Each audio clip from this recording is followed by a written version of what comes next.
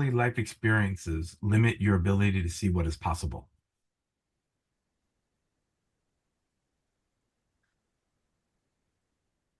So I would say my parents' divorce. They divorced when I was 7. Um, and it definitely had an impact on me.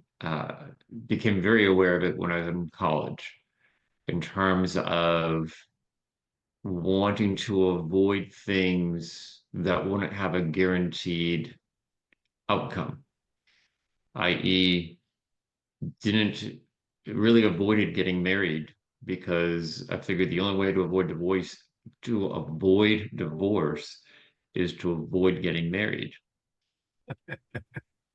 right? Absolutely. It makes sense. So it has impacted other areas as well in terms of I do find that I don't want to there's certain things that I won't risk if I know there can't be a guaranteed slash positive result of it. There are times I'm getting better at it, but overall that still is that impact on me because saw the emotional impact on both my parents and then as well as on my sister and myself. Thank you. What mistakes do you make over and over again? Thinking I could do more than I can. Which is kind of funny in light of the last answer, but I'm involved with that right now in a situation at work where I volunteered to do some trainings and finding out I'm over my head. Um, don't have the information, don't have the background to be able to do it, but I'm committed. We're going to get it done. Um, so yeah, there's times where I think I can do that. I can do that. And this one I sold myself well enough that my supervisor thought I could, and finding out, not so much. Right. And the next question is similar, but slightly different because this was when I thought the problem was really related to the present. And this is how I came up with this question. It says, what problems do you have now that are the same problems you've had for your whole life? Hmm. That's a hard one, Dave.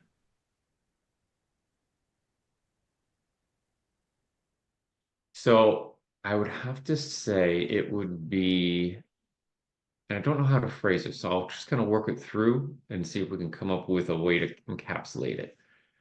Um, it would deal with relationships again, stemming from the divorce.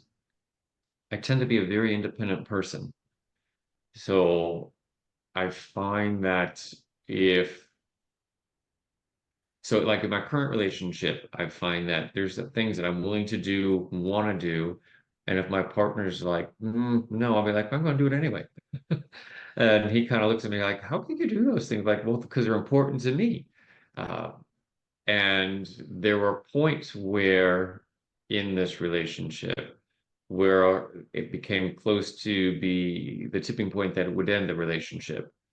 Because he's like, well, if it's that important to you, that means you don't want me to be part of your life. So just kind of go on and take care of it. So I had to kind of reassess that. So again, kind of goes back to the whole thing of not wanting to be hurt, not wanting to be uh, harmed. So I tend to be very independent. Um, so in terms of the other piece that goes with that is in terms of maintaining relationships long term, not very good at that. I have maybe one or two friends from junior high that I remain in contact with, a few from high school, but not many. And I look at my peers who still have like a close social network from that time period. Part of that may be because they're still in the same geographic location as where they graduate high school. I'm not. Moved across a few states, so don't have the same opportunity to connect with them. But with the technology that's available today, um, the opportunity should be there, and I just kind of haven't made the effort, in all honesty. Yeah, cool. Have you been affected by or encountered revisionist history? So I'm aware of it. I have. It has not impacted me directly, personally. Yeah. I'm When not did a fan of it. right, absolutely, I know. Absolutely. When did you start needing outside input to validate your inner experience? When I need outside input to validate inner experience. Could you clarify that a little bit or rephrase it? Sure.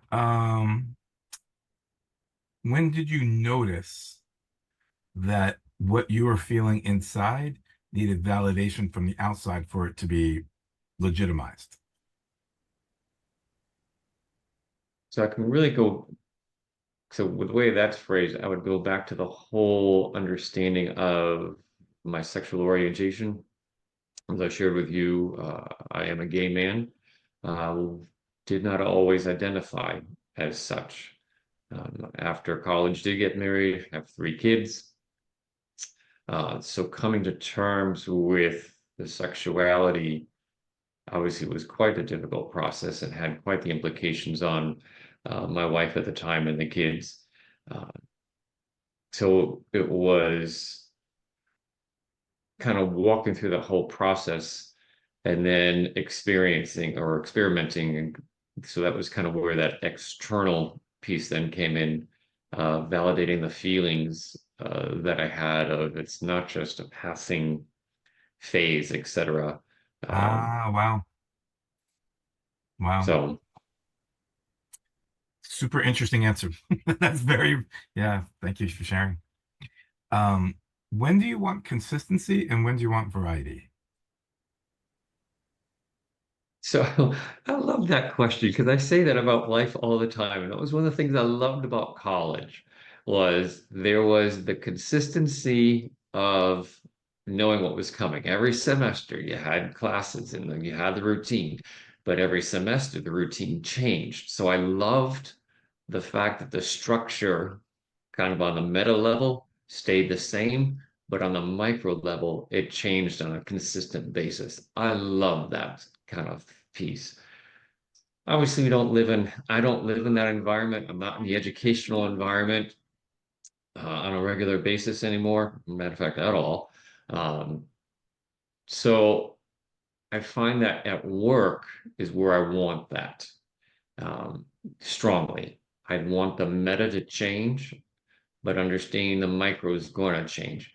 Doing the same thing day in, day out bores me to tears. I like a variety of tasks. I like a variety of responsibility. Kind of helps keep me sharp. If I dwell on one thing too long, honestly, I kind of lose focus and I get bored. So I could work on one thing, go to something else, come back.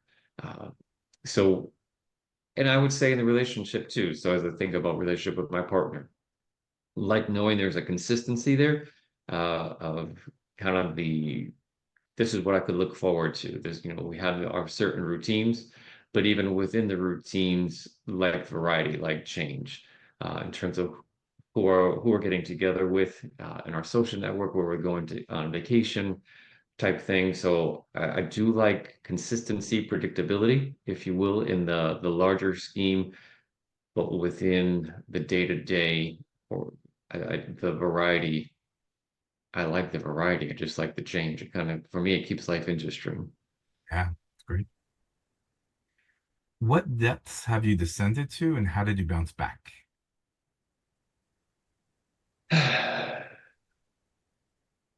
So there's a few points where things were pretty deep. Would say my mother's passing was one of those times. Actually, prior to her passing, she wound up having dementia, Alzheimer's.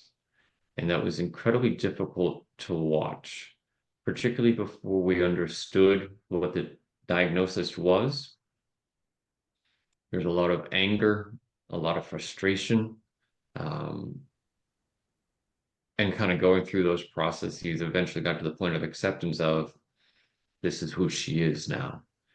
My sister and I would oftentimes say, as we're going through that process of, this isn't mom, this isn't our mother. And I eventually as I came to terms with it, I said to her, this is our mother. Mm, This is who she is now. Um, but the anger at her, the anger at the kind of Awesome. the situation, which she absolutely had no control over whatsoever, um, was pretty deep. Um, Working through the whole dealing and acceptance of who I am, my sexuality piece was another part. I won't say, because it's true, I never got to the point of being suicidal, never got to the point of wish it was over. However, the pain that it caused my wife was incredibly difficult because the question kept coming of, did you know? Why did you get married? Do you regret it? Like, and where I am with it now, David, is I I don't regret getting married. I regret the pain it caused of me coming to terms with who I am because she didn't deserve that. We still have a great relationship. Super excited about that. Um, but she truly didn't deserve it. Then I have friends who say, well, if you hadn't, do you wish you came to terms earlier, never got married? And the answer to that is based upon what I know today, I wouldn't change it. I Wow. have three phenomenal kids. Wow. I love them like crazy. And they accept me, they accept my partner. We're getting married. Scary. But they're excited about that and they're all coming to the wedding. Um, Now, if I never got married, I wouldn't have known them. So I wouldn't know if I I wouldn't if I didn't get married, I wouldn't know what I have now. But the reality is, I probably wouldn't be here because of the whole age crisis. I probably would have got caught up in that and probably wouldn't be here. So it's that weird piece of a lot of regret, a lot of anguish about how this whole situation played out for her and for the kids. There's an impact there in spite of their acceptance. Um, but yeah, it's still kind of one of those things that you go, I don't think there's any happy answer in all honesty on that one. Yeah. And recognizing there's a lot of other guys that have gone through and are still going through similar situations. When my partner learns about other guys going through it, we do what we can to talk with them, support them, whatever their decision is. We don't assume that they're going to make the same choices that we've made. Wow. Thank you. What decisions did you make in your life that served you in the past that no longer serve you?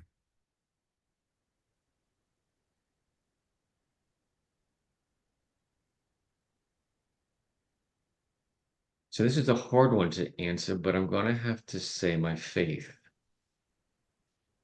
So in high school, college years, very strong uh, in the Christian faith to the point that I was a pastor, youth Oh, wow. pastor, and great times with that, David. Great times with it.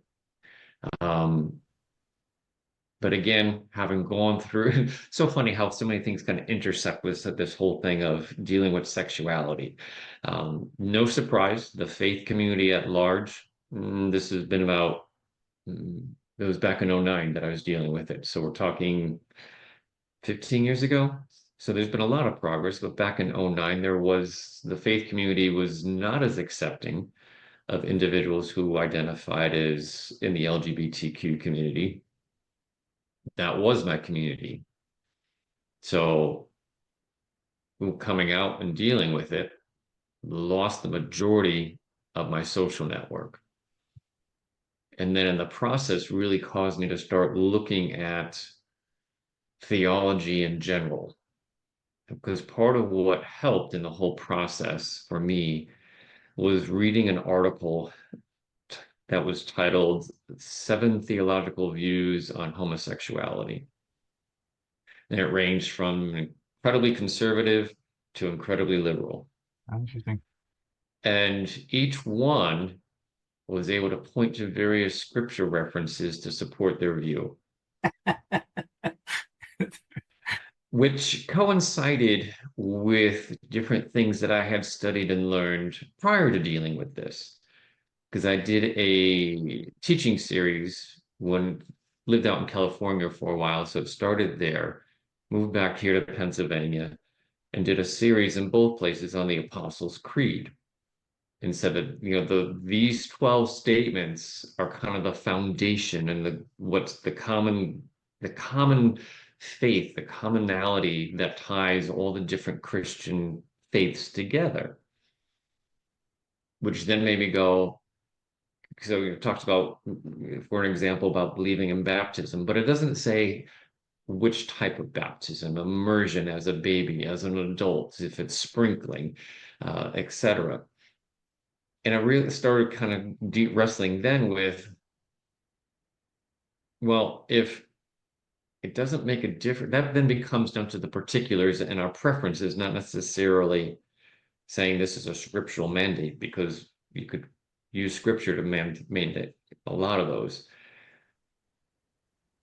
So kind of bringing it to the point here that, so I'm now at the point now of, if there's all these variations, where is the line of truth? Yeah. And it's very hard for me to admit that, because it was such a foundational piece for me for so long. However, and I don't know if you want me going on this long on one question. However, I also know I was incredibly legalistic and very strict during that time frame, looking and judging other individuals. I'm now at the point of, I don't know your experience. How can I judge you? Right. So let's sit down and talk. Right. Some other time I'd love to ask you, yeah, that's a big thing for me being 52. Like at this point, how do we communicate that which is beyond other people's experience where we come across rigidities? Um, Mhm. that must be a question for the next book. I write that one down. Thank you. What tiny change had a major impact? What tiny change has a major impact? So it's interesting. My mind immediately goes to the birth of my kids, but that's not a tiny change. It can be that most people, So, yeah, I'm sorry, Ken. so tiny change. I would say a change of a job. And again, that feels like a big change, and I get that. I was on vacation with my youngest, was taking her to China because she's named after the southernmost city in the country. So wanted her to see the city she was named after. Oh, it's beautiful. While we were away on vacation, there was a meeting and the decision had been made for the department that I was part of was going to close. So I came back and found out I didn't have a job. Well, it was going to exist, but it was going to end in the next few months. Um, and then went from that job to another position. Uh, and that change brought me into relationship with the CEO, president of the new agency. And it has, even though I'm no longer there, it had blossomed and moved from a professional relationship to a very, even while I was there, kind of started becoming personal. But then once I left there and she is now retired, it has really become a nice personal relationship. And what's nice about it is she knows me both professionally and personally. So when I talk to her about situations at my current position, she can kind of say, "Well, have you considered this and whatnot?" So she's somewhat of a professional mentor as well, but also just a really good friend. So choosing to accept that, and I was really on the verge of not taking it because I wanted another position that was from another agency. Chose to go with this one, and I don't regret it at all. I mean, it was not always easy, but truly turned out to be a great experience, resulting in a phenomenal relationship.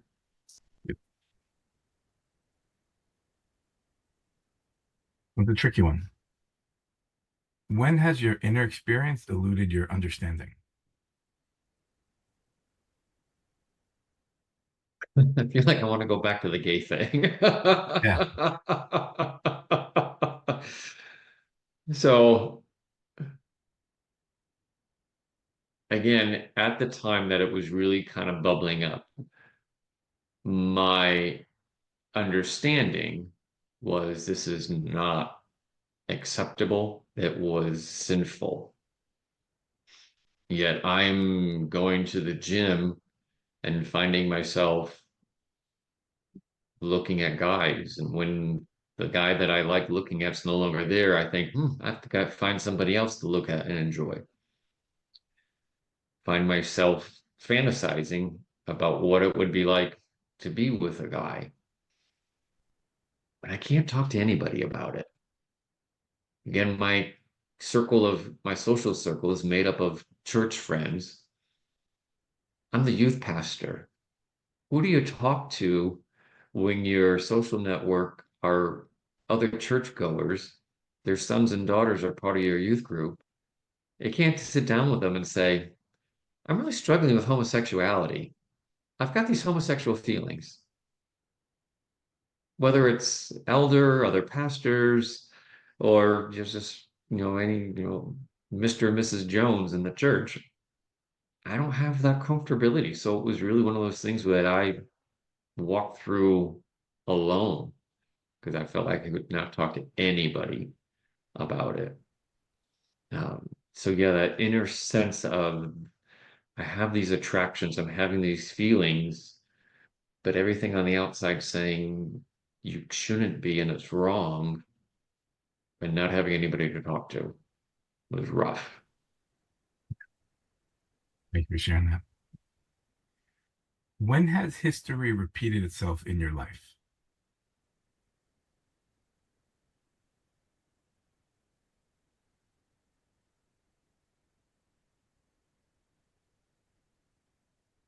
I feel like I'm on the verge of that currently in terms of frustration with work.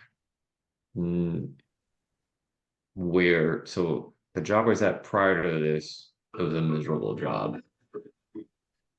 And the inner support within that agency was truly lacking.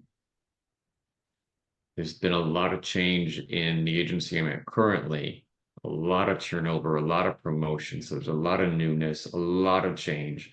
And it's feeling like, again, the inner structure is collapsing, um, which is kind of what happened in the previous location as well. So it just kind of feel like on that verge. So I find myself at the point, like, is it time to look? It wasn't like this for the last 4 years, but things have changed. You Uh, can see it coming now, right? You're like, I know it these. does, it feels like it. Now, part of the constriction there for me is my partner and I said we're getting married in February. And then the plan is that we will be moving to Costa Rica next year. Congratulations. That's great. So, should everything work out, as we keep calling it option A, if option A comes together, I'll be saying goodbye. We'll be saying goodbye to our jobs in April. So I go, just hang on, Dave. You got 10 months. Just hang on. But even this morning, there's stuff coming across emails, and I'm just like, it's hard to be in a position where you don't feel supervisors get it and they're not communicative. Yeah, So I don't know if that really, that does. Perfect. do you Thank want you. to revisit that? Revisit it? Or I didn't know if that kind of went Perfectly where you answers want the it to question. go. Oh, I should have said this earlier. Yeah, wherever it goes is fine. Okay. It's really I celebrate wherever your mind goes. And Okay. and I there's always appreciate the freedom. yeah, totally. Yeah, no, and everybody always goes someplace interesting, and I love the different directions it goes. What are the footprints that show you what life was like during the years you don't remember? Um, so that would be photographs. For some people, yeah. That would be stories I remember my parents sharing. So, so time that I don't remember, I feel like my memory, I have glimpses of points, when I was young. Yeah. Like I remember very specifically when my sister, who's 2.5 years older than me, climbed into the medicine cabinet and got the Flintstone vitamins, and one for you and one for me, and there went the whole bottle. I don't remember being rushed to the hospital to have my stomach pumped, but I do remember her giving me the vitamins. I remember stepping on a rusty nail when I was 5 and having to get my first tetanus shot. Um, but I know as a family, we moved from the city to the suburbs. I only remember that from stories and recollections. In terms of getting together, different family events, etc., that's captured in photographs, but there's no written history to refer back to. My sister is much more the family historian than I am, and she's kind of working on some of that, trying to piece some of those pieces back together. Uh, so that's so interestingly, and then the photographs for me are hugely important. Um, and I have found that I organize mine so that when I pass, it'll be easy for my children to be able to figure things out. And um, the actual printed photographs I have, I've divided into piles, one for each child. The eldest already has hers. The other two will get theirs either when they get married or turn 30, whichever comes first. Um, or when I move to Costa Rica.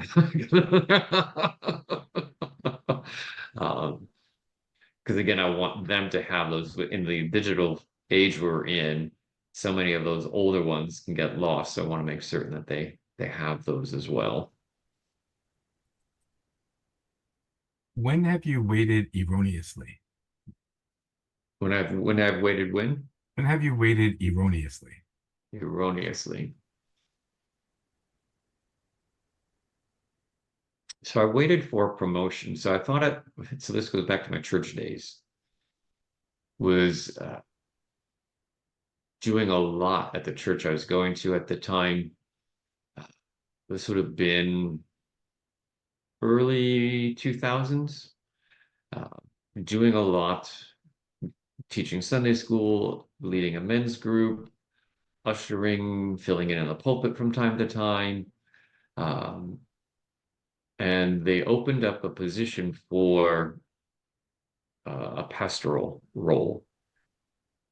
Threw my name in, went through the process, and really thought, here it is, and went to somebody else. And so it just felt like had all this, and it was another individual who was also part of the church, who at that point in time was like doing nothing. And I was just like, I didn't get it. It was a whole thing of and I wasn't doing those things, David, in hopes of kind of getting there. I was doing it because I enjoyed it. It was part of who I was at that time. But to put it all in and then to hear people say, "Oh, are you going for it? We can't wait for you to get it." And then I didn't get it. That was weird. That was very strange. Um, just kind of like, okay, and no feedback as to the why. Just they went with the other individual and had to be excited for them. Congratulations. I hear you. When do your unconscious intentions take over your conscious intentions?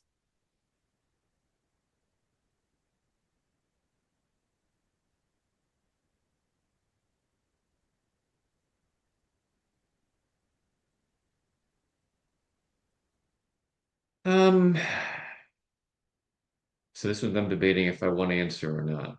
But I feel like I don't know you. I can be vulnerable and just kind of go there. So my conscious intentions I do. It's hard not saying the word. would be to want to remain faithful in my relationship with my partner. I have some fantasies about wanting to be with other guys and experience things that I don't experience with my current partner. and I have allowed myself to experience some of those things. And I think I'm going to leave it there. Thank you for your vulnerability. Yeah. A few people have answered it that way, by the way. Not the only Hmm.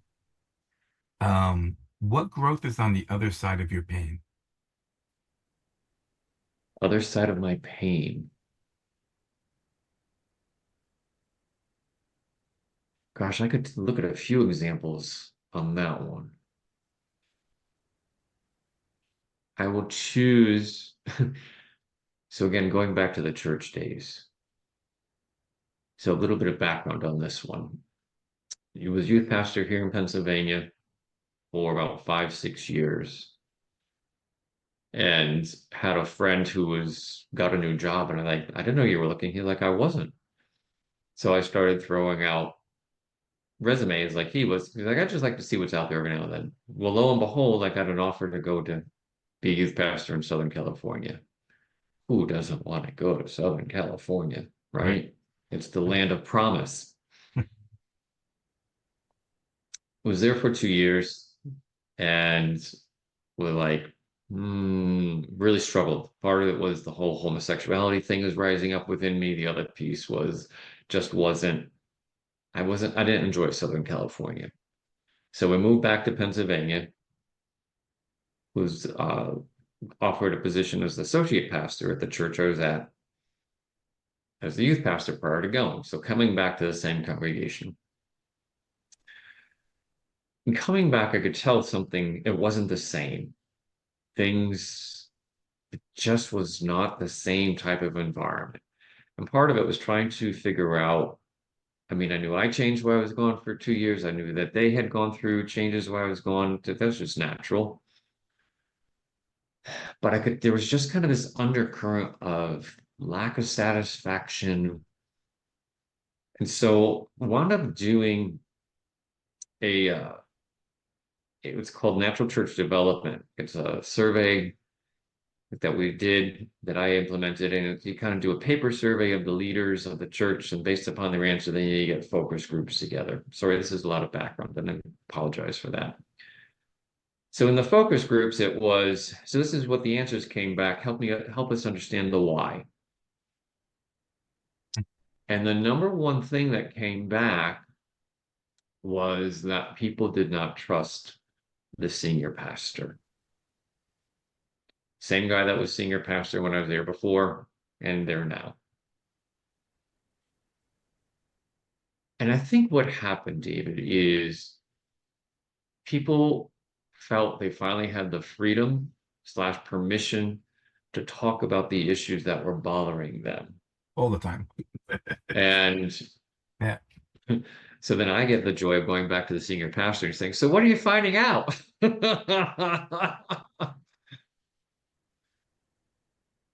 As a result of the survey, the elders decided that they're getting rid of the pastoral team. So I'm at the gym one night and get a call for an emergency meeting. It's a Saturday night.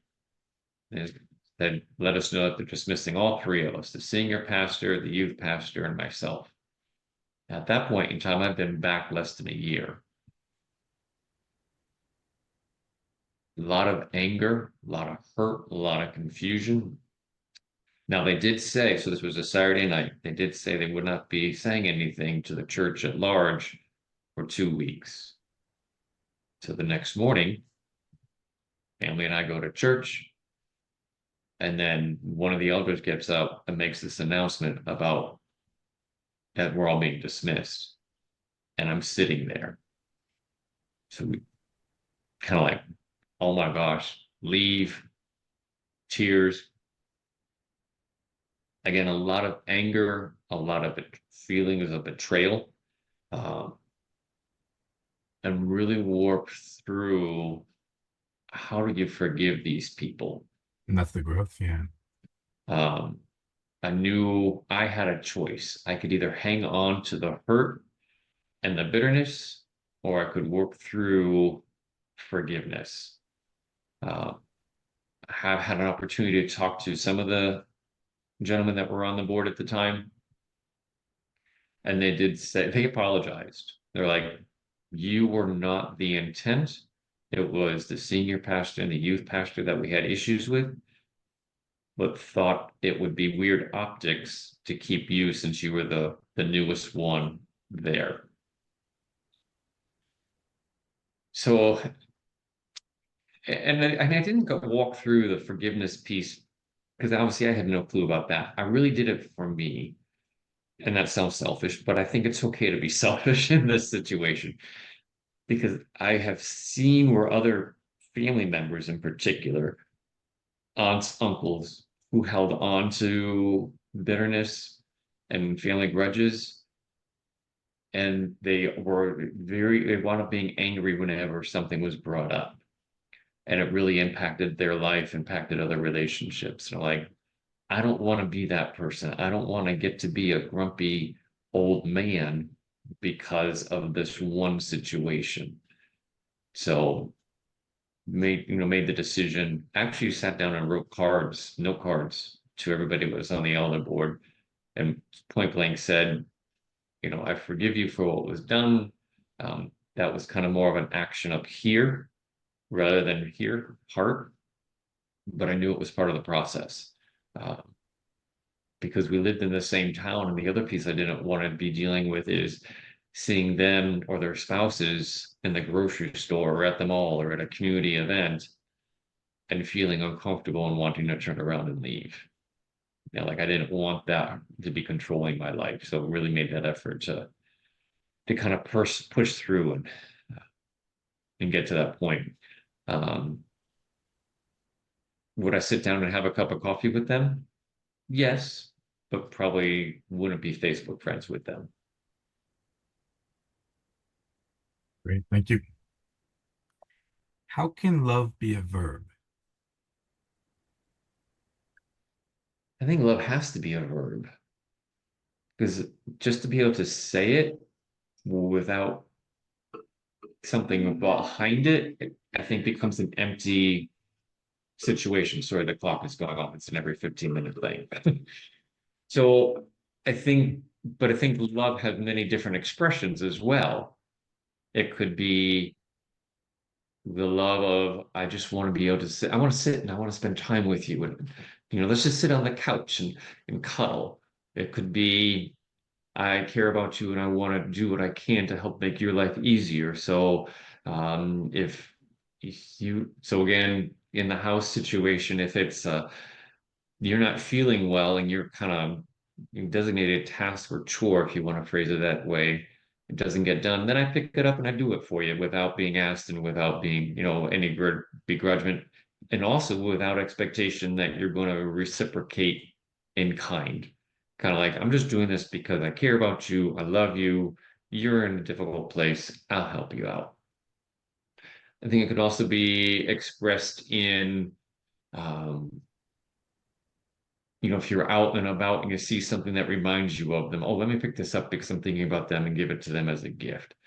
So I think love has to be a verb to be able to but again, I think the other part of that, David, is we need to learn how to express it to others in a way that's meaningful to them. Definitely. Definitely. Because in those examples, I tend to be the one who enjoys doing things for others. Oh, I'll take care of that for you. I'll take care of that for you. But if my partner doesn't see it that way, then I'm not showing love to them in the way they need it shown. So then I need to learn how they perceive love in order to then change how I'm showing it. And then, ideally, it's incumbent upon them to do the other. So, Great. Thank you.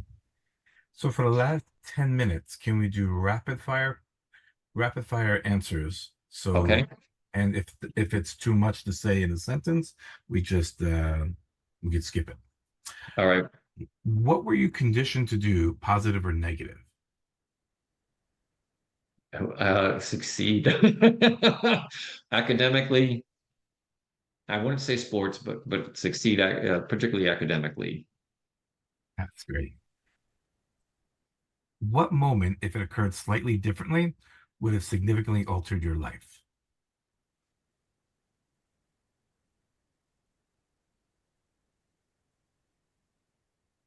I would say my friendship with Ron. He was a gay man, and I didn't realize it at the time. If he had come out, I think it would have dramatically changed how I perceive myself. Great answer. Wow. What have you lost perspective about?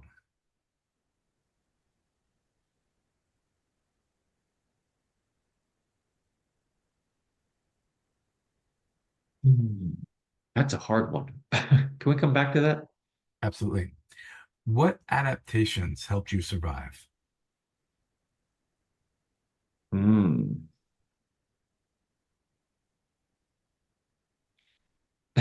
Honesty. And not being afraid to be vulnerable and because I kind of so sharing my weaknesses, um, just kind of being honest both in relationship and at work.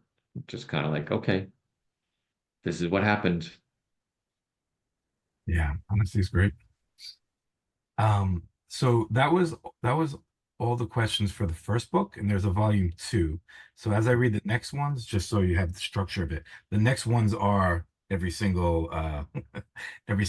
in order, whereas the first one Okay. is filling out ones that needed some filling out. Okay. What mystery do you want to know more about? What mystery do I want to know more about? I want to know more about my kids. What's in their minds? Particularly my son. He's a very introverted individual, doesn't share a whole lot.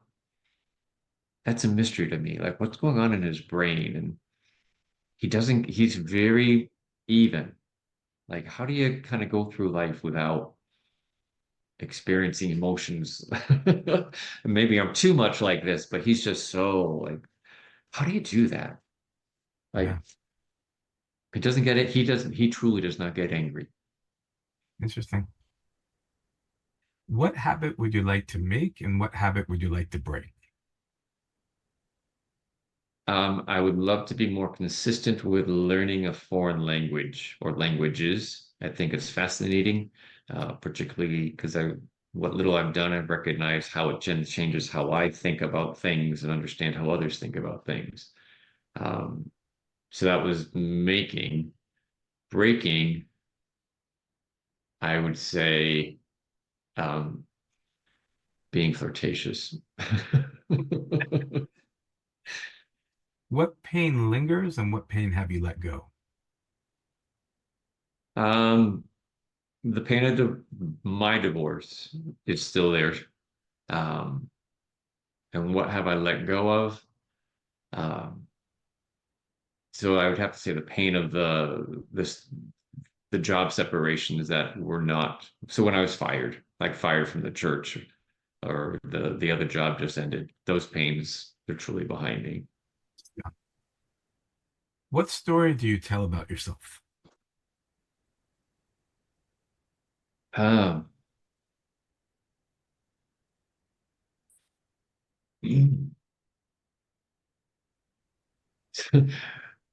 it would be about my adventures, travels, and learning how to be authentic in the process of everyday life. What are your longest standing grudges?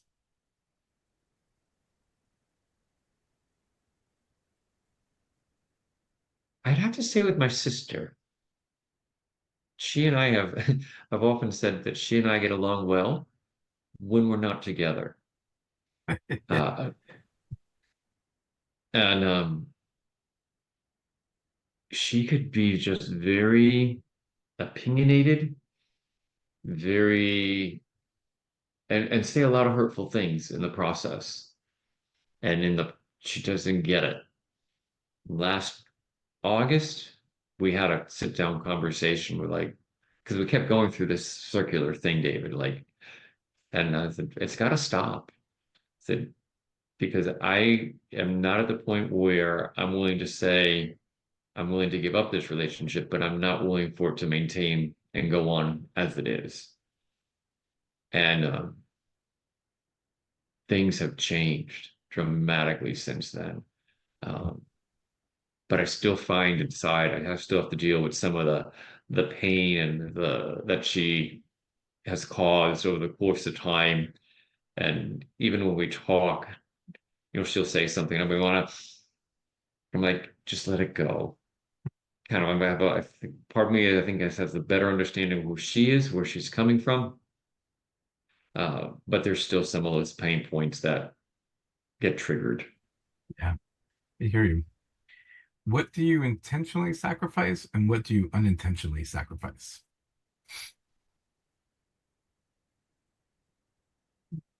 Um, so some of the intentionality would be my time, as in I have a hard time saying no.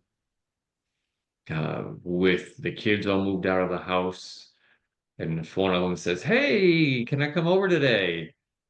and I'm just not up for company, I have a real hard time telling my children no. I haven't seen you in 2 weeks, and not today. So kind of give up my time, and that would be a very intentional, I'd have to say, conscious decision because I know I could say no in those situations, but I choose to say, come on over. Unintentional. What do I give up? Um,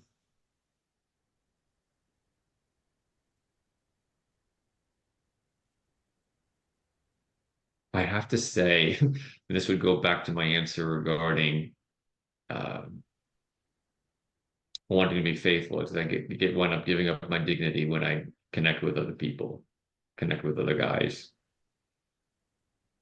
in search of something that I think would just be kind of fun and fleeting. Yeah, yeah.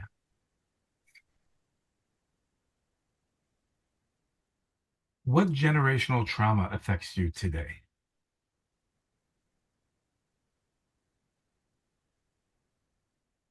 So when you say generational trauma, you're referring to society in general or referring to, Could be family, could be societal. So either any way you want. okay, well, I feel like we've talked about my parents' divorce sufficiently, so we're going to go with a different direction. And I'll say I was going to say 9/11, but let's bring it more current and say January 6th.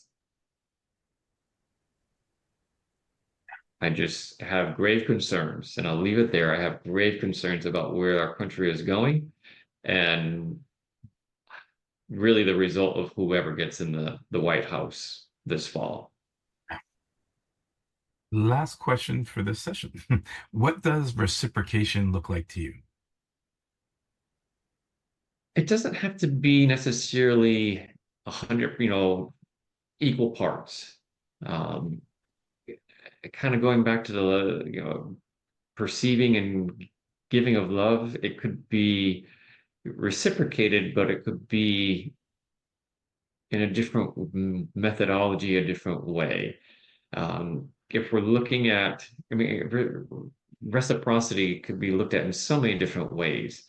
So if you're looking monetarily, that's kind of easy. You could look at it, dollar for dollar, cent for cent. That seems really shallow, though, when talking about reciprocity. I think more thinking about the love piece, about emotional support. And I think it's the opportunity again, what does the person need in the middle of the situation? Um, so if I'm going through a situation, and again, we'll go into the work environment, if I need support for something, it could look like one thing, but if my staff need it, it could be totally different depending upon their skill set, their experience, their comfortability. Um, I had an individual recently at work say, I feel very uncomfortable sitting with this particular staff that I have to give a write-up to. Can you sit with me? Oh, And wow. my answer, a write-up. Yeah. And my answer was no. I will sit with you in advance to talk about how to do it, how to prepare yourself for it, but I can't sit with you on it because if they appeal, I'm the one they appeal to. Ah, interesting.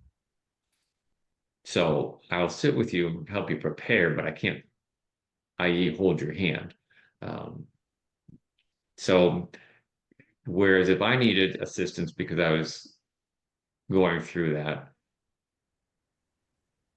in terms of the support, I think I would ask the same thing because again, I know the parameters of what's my agency looks for. So I would be able to say to my supervisor, I just need some points on this one. But I guess early on when I was doing them, I guess that's not the best example. Okay, fine. But again, I don't think it has to be apples for apples per se. Uh, What I'm hearing you because say you, from that is that even when somebody might ask something from you, you're very thoughtful about how and what it is that you will give back to them according to what they may need or to the situation. Is that right? I would say that's correct. Great. I heard you. It's good. It's a good answer. Okay. Thank you so much. This is very beautiful, and thank you for your vulnerability and deep, deep answers.